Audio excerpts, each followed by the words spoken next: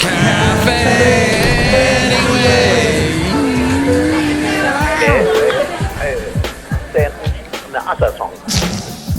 Mike's Daily Podcast. FF episode 934. Hello, it's Mike Matthews broadcasting from Cafe Anyway, located somewhere in Podcastro Valley. Today, part 2 of my 3-part interview with Adam Burnett, the lead singer and guitarist of the awesome San Francisco band Dangermaker. Plus, we hear from Madame Rootabega, Valentino, and Bison Bentley. But today, no Haley. Mike's Daily Podcast. And there is going to be something crazy that happens on this show today, maybe. Mike's Daily Podcast. Quite certainly. Yesterday I could not do my podcast show because I was working in the afternoon on the radio producing a call-in show that featured a rich guy who sold the website Twitch to Amazon's Jeff Bezos. Jeff has a beautiful, bald, shiny head, and he's a CEO. Mike's Daily Podcast. It was an exciting afternoon, plus the host of the radio show is drop dead gorgeous. Mike's She has a face for TV, Daily not radio. Podcast. That's why she's on TV, Yeah! and I'm on radio. It's simple, it all makes sense. Look who just walked in. Hello, Michael Matthews, this is Madame Rootabega. I like the way you say that. And I would like to tell you that, what was that? That was something from the button bar computer system. We call it an array. And I used it on the last show. And I was actually corrected by Haley, who is less than half my way, more than half my... He's way younger than me. He's way younger than half my age. So he corrects me that I didn't have this at the right volume. He said this was too loud. I like the way you say that. And this. No! He said too loud. That's too loud. You got to bring it down. I've been running boards since you were a piece of DNA floating in your mom and dad. Before your mom and dad did missionary and had you, I was working on boards, and they have not changed in 40 freaking years. Anyway, feels good to get that off my chest. Thank you. It's always nice to get a little bit of feedback, no matter who says it and how young they are. Michael Matthew, I think that you are jealous of his youth. Maybe. Are you jealous of my youth? Michael Matthew, I will never die. I am immortal. I don't give a hoot. A hoot? Excellent. Look who else just walked in. Hello there, Mike. This is Valentino, the parking attendant. And this is Bison Bentley. Do you know that? Mike, don't talk about my beautiful Haley like that. She's beautiful, and I love her so much. Yeah, she's beautiful. Do you know that?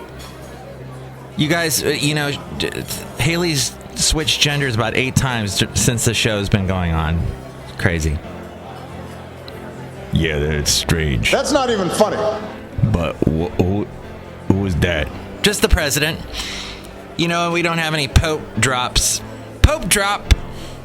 Use new Pope drops. They get your sin out of your eye. I can't believe... What the hell is this place anyway? They make you angry if you're a total capitalist that doesn't believe in helping out anyone less fortunate than you. I don't know. That's pretty much all I have today. It's kind of weird when you have a co-host for a while and then suddenly they're gone. It's strange. You're like all alone. Sort of like that scene in the Tenacious D Pick of Destiny, and the Jables is trying to perform one of the songs that he usually does with Jack Black, and all he does is the backup vocals. Michael Master, none of us have seen that movie.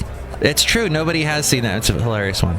The Pick of Destiny, y'all. The guy that sold Twitch, by the way, this gamer website that allows you to watch other people playing games. And I even had this conversation with the host of the show, the woman that hosted the show. She said to me, I don't understand why people are into watching people play games. And I said, well, millennials dig that sort of thing. I guess it's sort of like when we were kids and we were at the arcade and we're watching over someone's shoulder as they get up into the upper levels of whatever game. Pac-Man, for example, they'd clear a maze and there would be all of a sudden this really cool little cartoon that involved Pac-Man and the ghosts running across the screen. And then there was the game Dragon's Lair that had the cartoon, and somebody would get all the way through the entire DVD. It was basically a DVD that was turned into a game. You would have this little joystick, and you'd see your cartoon character, because it was all animated by Don Bluth, who did like America's Tale and other cartoons in the late 80s, early 90s, and you would you'd sit there watching somebody doing it because they were really good, and they got all the way to the end, and I think it involved something like you got into the dragon's lair. You slayed the dragon, but there was a big fight. And then once the dragon was slayed, the beautiful princess who's being held captive in a giant sphere, the sphere breaks, and she is released, and she is free. Mike, I hope that Haley is free and that I am able to whisk her off into a foreign land day. Yeah, foreign land! Can I come too? Just for me and Haley. I'm mad! Do you know that? And now we tell you about the website, Mike'sDailyPodcast.com, which you can go to listen to the show. We are on YouTube, iTunes, SoundCloud, TuneIn, Stitcher, Podomatic, Mixcloud, and you can comment and rate the show, rank the show in all those places, and that helps more people find out about us and we don't languish in obscurity. And there's also the link to, speaking of Jeff Bezos, Amazon. You can go to that Amazon link, and we get a little bit of money if you do that, if you go through the link at Mike'sDailyPodcast.com, which Haley was disagreeing with me many times this past week about how you cannot get to that website. I don't know what Haley was saying.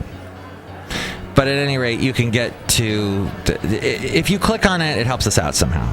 There's also the PayPal if you'd like to help contribute to the Mike's Daily Podcast, become a inglorious Mike's Daily Podcaster, and all the cafe characters will send you an MP3 wishing you a happy day, a happy greeting. That's a great enticement, isn't it? And there's also the blog, the Daily Podcast Picture, and all my past interviews you can find at Mike'sDailyPodcast.com. And now let's get into part 2 of my interview with Adam Burnett of Dangermaker. Into an interview. I'm speaking with Adam Burnett, Dangermaker, the lead singer, guitarist guy, founder? Are you the flounder of the band? Did you flound it? I'm the flounder. That's true. And yes. I want to know about the making of Light in the Dark to your 3-track EP. What was the process? Did you do it with a special producer, or how did it go? How did it go?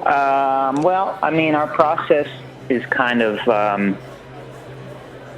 I'll bring in song ideas to the band first and foremost, and we spend a while kind of throwing them around back and forth, coming up with ideas, etc., arranging it, and when we feel that we've gotten where we want to go with it, then we'll go into a studio.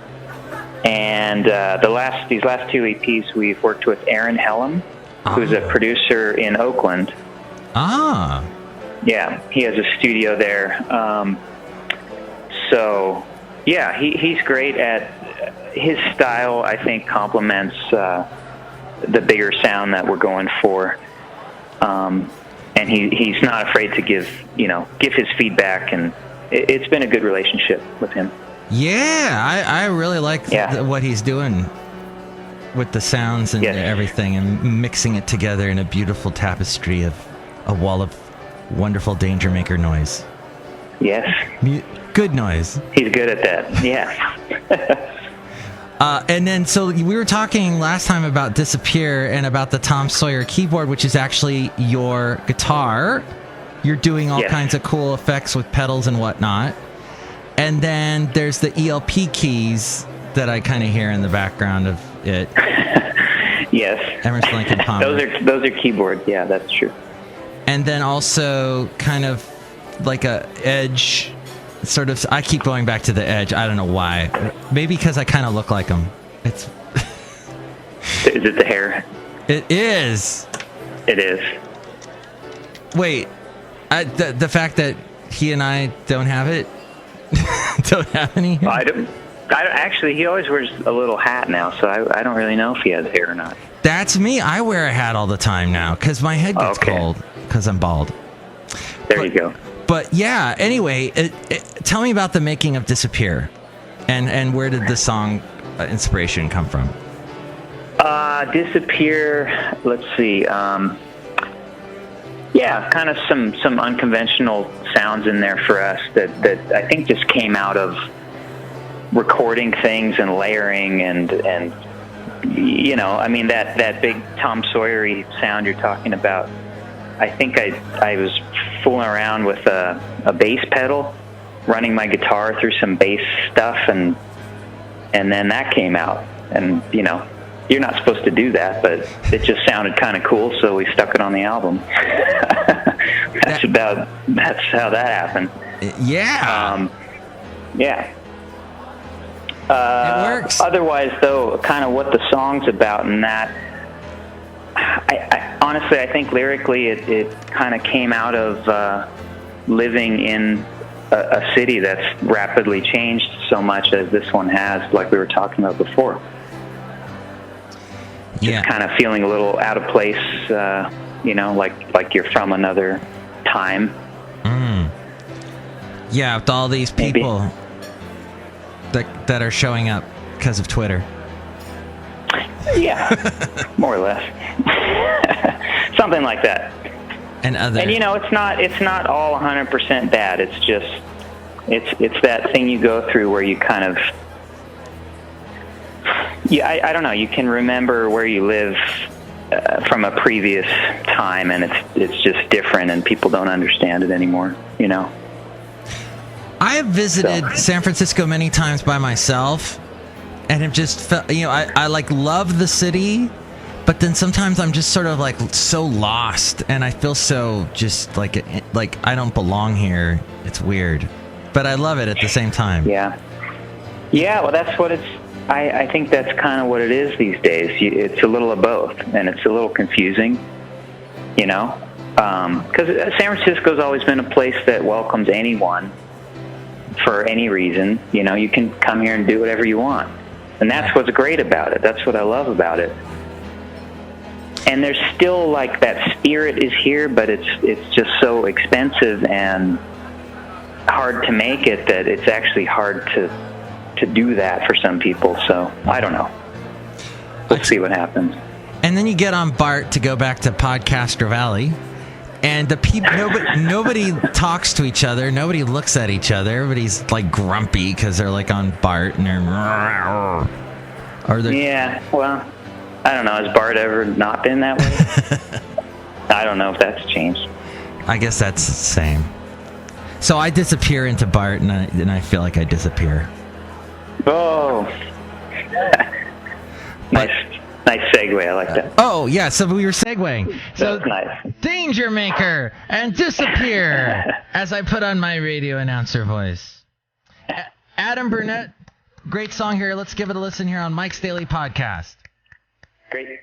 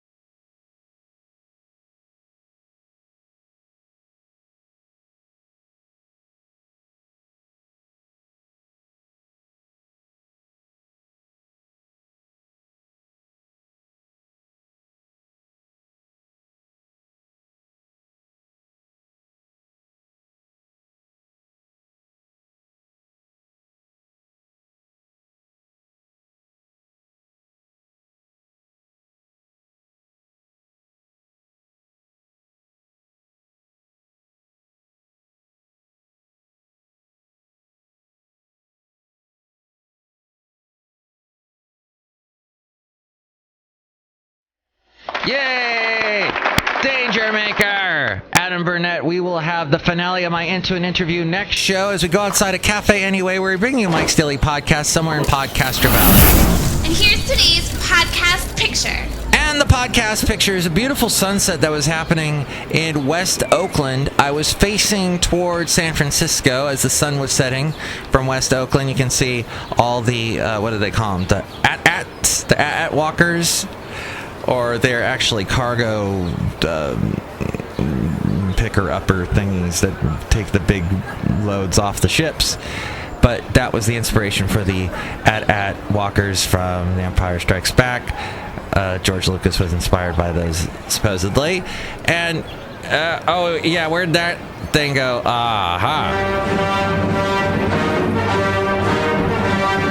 Yeah, that is the view that you see in the podcast picture. Beautiful sunset in West Oakland. See it now at mikesdailypodcast.com. Oh, I'm really excited because coming up very soon on the show, we're going to have a singer-songwriter from Seattle named Wren, W-R-E-N, and that's going to be neat talking to her and playing some of her music. Speaking of Washington, and I believe it was the Seattle area, that's where the horrible accident took place, where some exchange students, I think, or they were students studying from abroad, were killed by a huge, one of those, what do they call them, duck trucks, amphibious land sea vehicles that they use as like tour boats. You see them all over San Francisco. And this story jumped out at me because I'm like, whenever I see those trucks drive by, first off, they're huge. They're like way bigger than any of the lanes that they're supposed to be driving in. And the guys driving them are also giving a tour as they're driving them. So they're highly distracted. They've got this little head mic thing. Now, as of this moment that this is being recorded, the reason for the collision, that what happened, whose fault it was, hasn't been revealed, but it seems pretty obvious. I mean, the guy, they're so distracted. The ones that I've seen. I don't know how they do it in Washington, but the ones I've seen, it's one guy driving the whole thing and managing the whole thing. It's ridiculous. So there should be a change. And wasn't there something like a couple of years? Yeah, like in New York, one of those things sunk. Jeez, I would never ride in one of those. It's crazy stuff, wild stuff. Now I'm becoming Johnny Carson. I hate that. That's something that happens when you get older. You become Johnny Carson. He was a great guy, but this is now the end of the show. Oh, and then also we had in Washington, the head of China was there. And he met with, like, Jeff Bezos and his beautiful bald head. And some other big names, Bill Gates and whatnot, in the world of the internet. Facebook wasn't there, though.